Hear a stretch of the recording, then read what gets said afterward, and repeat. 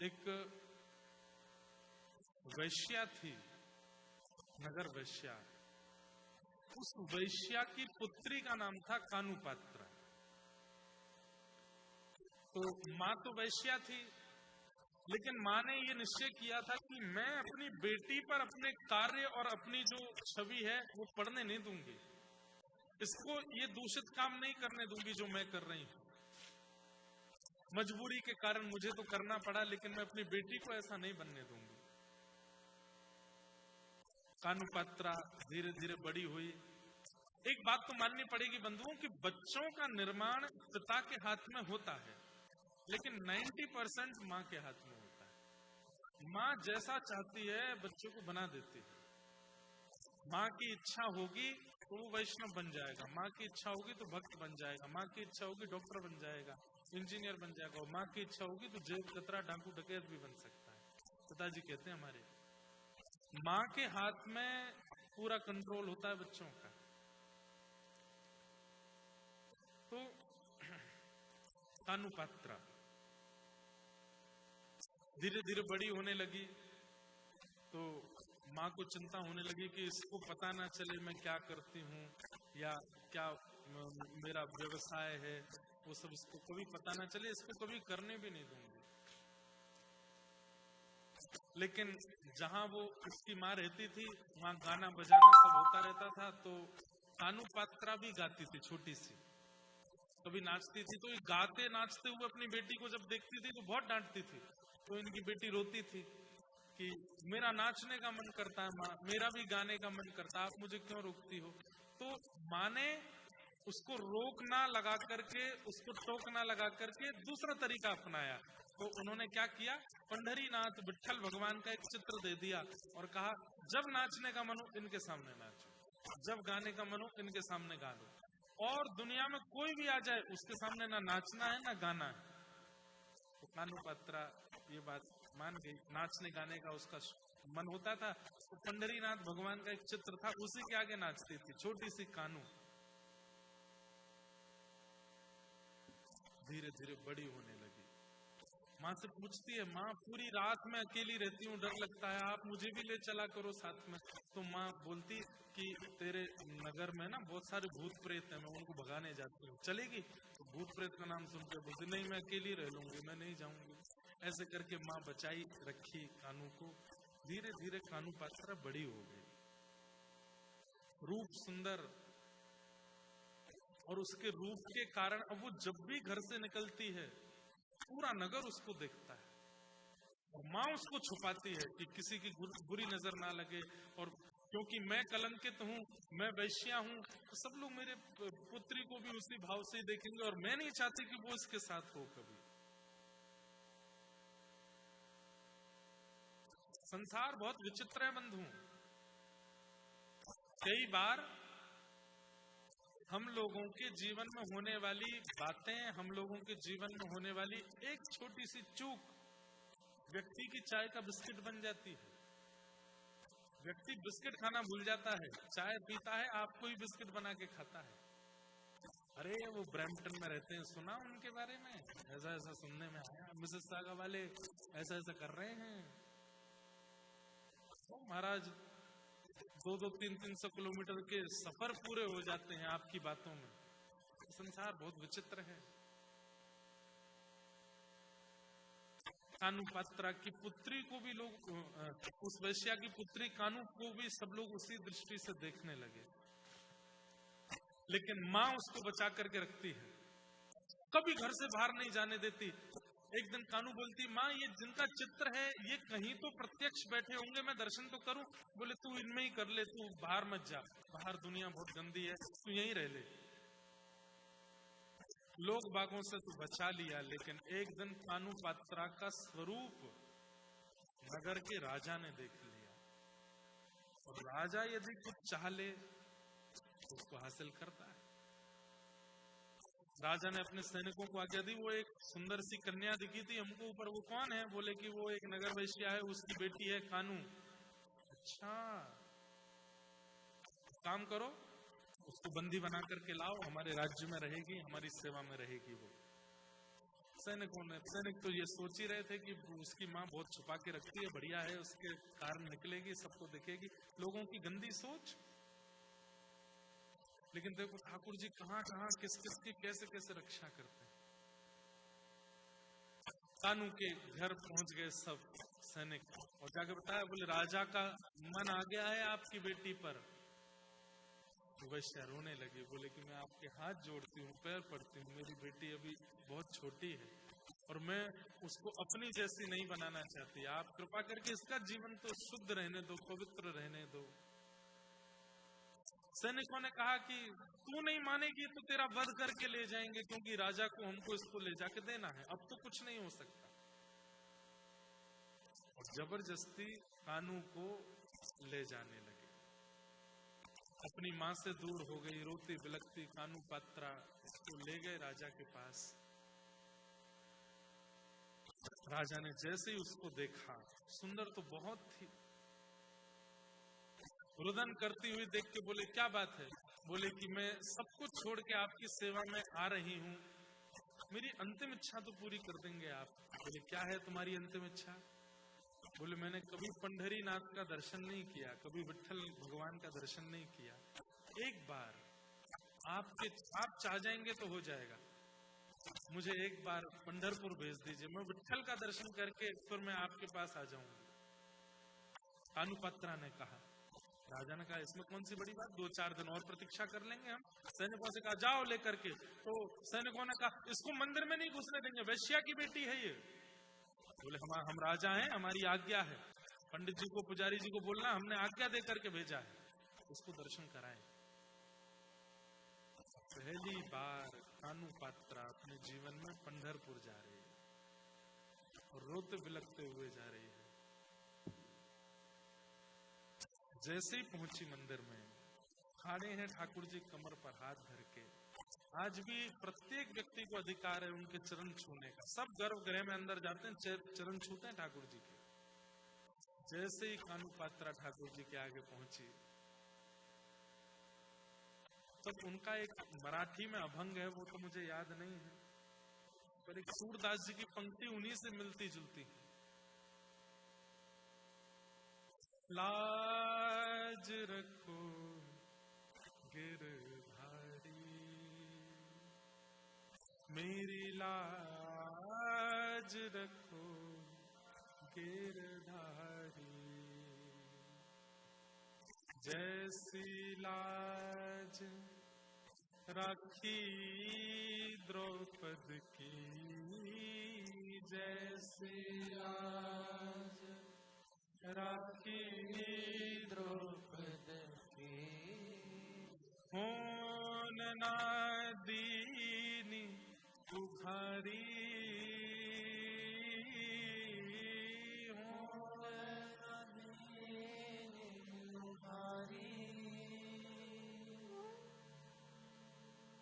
जैसी लाज राखी द्रौपद की, जैसी लाज राखी द्रौपद की, होन ना दीनी उघारी,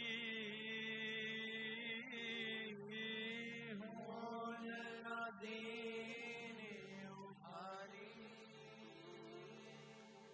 खेचत खेचत दो भुज खाके, खेचत खेचत दो भुज खाके, दुशासन पछधारी, मेरी लाज रखो गिरधारी, ओ लाज रखो गिरधारी, मेरी लाज रखो गिरधारी, जैसी लाज राखी अर्जुन की, जैसी लाज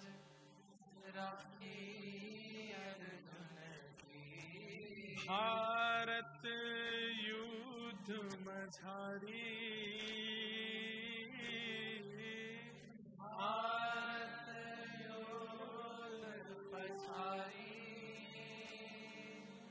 सारथी हो के रथ को क्यों, सारथी हो के रथ को क्यों, सारथी हो के रथ को क्यों, सारथी हो के रथ को क्यों, चक्र सुदर्शन धारी, मेरी लाज रखो गिरधारी,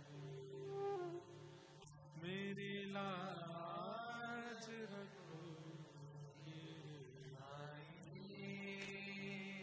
मेरी लाज रखो गिरधारी।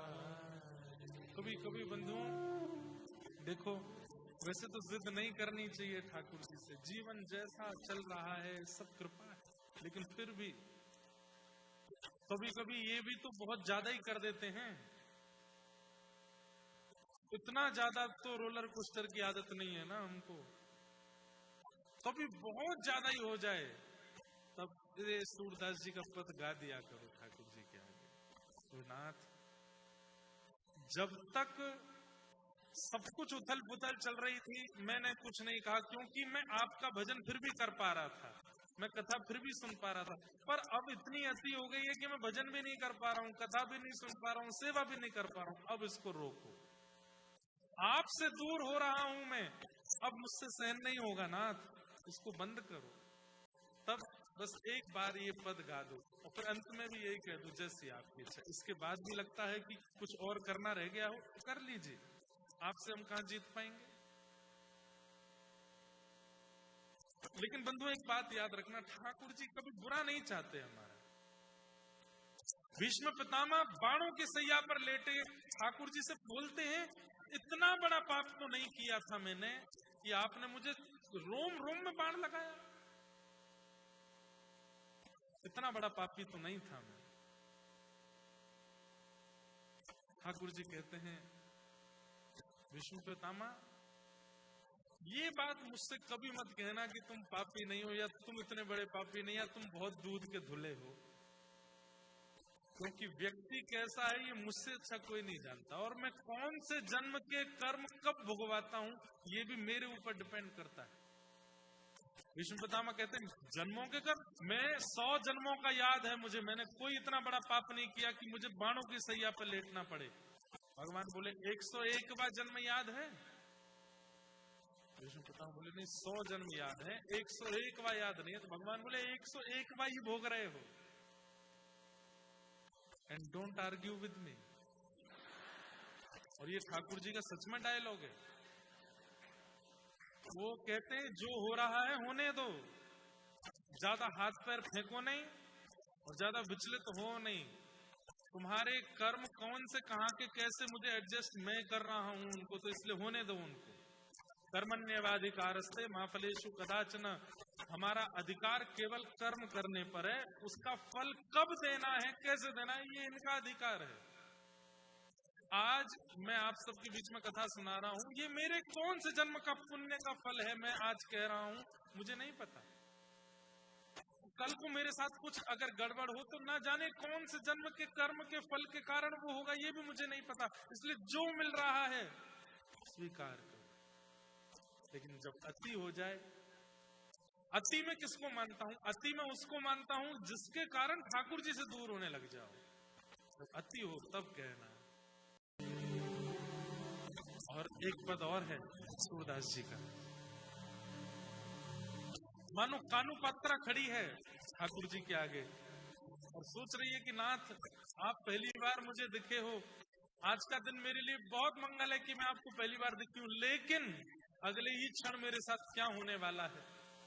अपनी माँ से दूर एक राजा के यहाँ दासी बनकर के जीवन भर रहूंगी, क्या क्या मेरे साथ होगा मुझे नहीं पता। लेकिन नाथ, मटका यदि खराब बना है ना तो इसमें मटके का दोष नहीं है। मटके के साथ कुछ गड़बड़ हो रहा है तो इसमें मटके का दोष नहीं, मटका बनाने वाले का दोष है। मैं आपकी हूँ, आपके चरणों की दासी हूँ। यदि मेरे साथ कुछ अनित हुआ, मेरे साथ कुछ गलत हुआ तो नाथ आपकी लाज जाएगी। ये भी सूरदास जी का पद है। जब बहुत अति हो जाए तो इस पद को भी गा दिया करो। क्या है?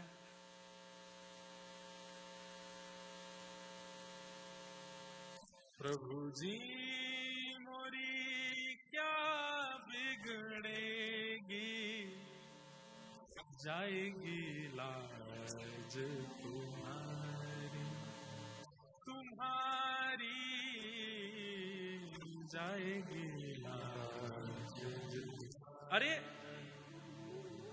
मैं प्योर कैनेडियन होता, कभी मंदिर जाने वाला नहीं, कभी भक्ति करने वाला नहीं, कथा सुनने वाला नहीं, उसके बाद यदि मेरे साथ कुछ गड़बड़ हो रहा होता तो मेरी लाज जा रही होती। लेकिन मैं कृष्ण जपता हूँ, मैं राधा जपता हूँ, मैं कंठी पहनता हूँ, मैं एकादशी करता हूँ, मैं कथा सुनता हूँ, मैं वृंदावन जाता हूँ, मैं रज लगाता हूँ। इसके बाद यदि मेरे साथ कुछ होगा तो नाथ मेरी नहीं बिगड़ेगी, मेरे स्वामी की लाज जाएगी, क्योंकि मैं आपके आश्रम में, हमारे माई श्यामा जू को जिनके ऊपर किशोरी जी बैठी हैं उनके साथ कुछ गड़बड़ होगा तो हे श्री जी, लोग बाग कहेंगे तिलक लगाता था, माला जपता था, एकादशी करता था, कथा सुनता था, फिर भी ऐसा हुआ इसके साथ, आपकी लाज जाएगी। हरि जी मोरी क्या बिगड़ेगी, जाएगी लाज तुम्हारी, तुम्हारी जाएगी लाज तुम्हारी।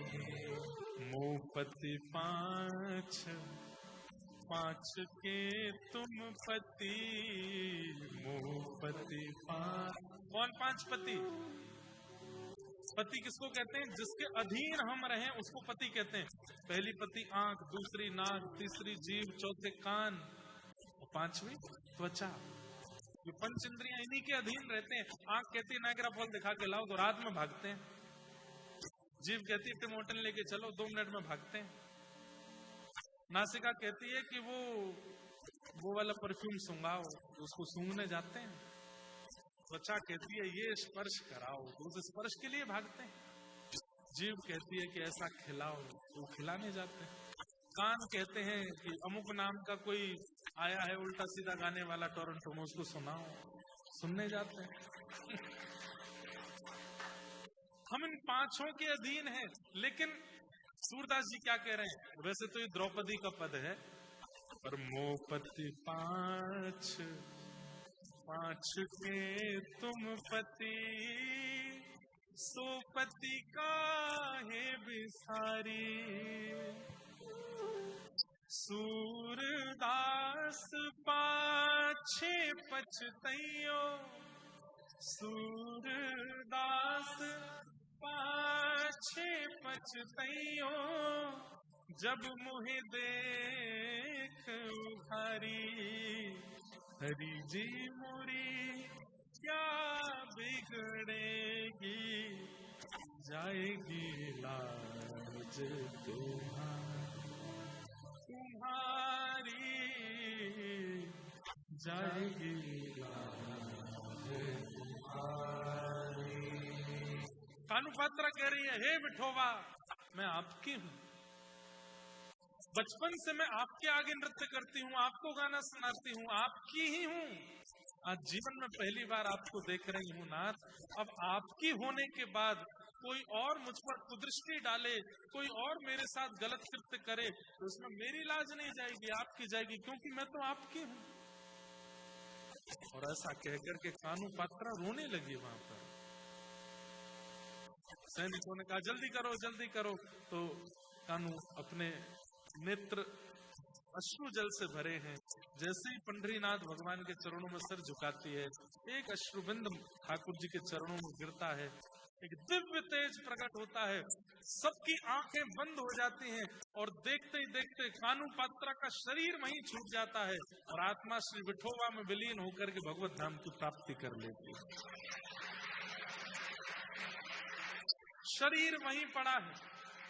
सैनिक जन देखते हैं, श्वास देखते हैं, नब्ज देखते हैं, वैद्य के पास ले जाते हैं। वैद्य कहते हैं ये तो पधार गई। प्रसन्न मुद्रा में, आंखों में आंसू भरे थे, मुख पर प्रसन्नता थी। कानू पात्रा भगवत धाम चली गई, नहीं होने दिया अपने आप को किसी और का, श्याम सुंदर की ही रही। श्याम सुंदर सदा हमको प्यारे रहे,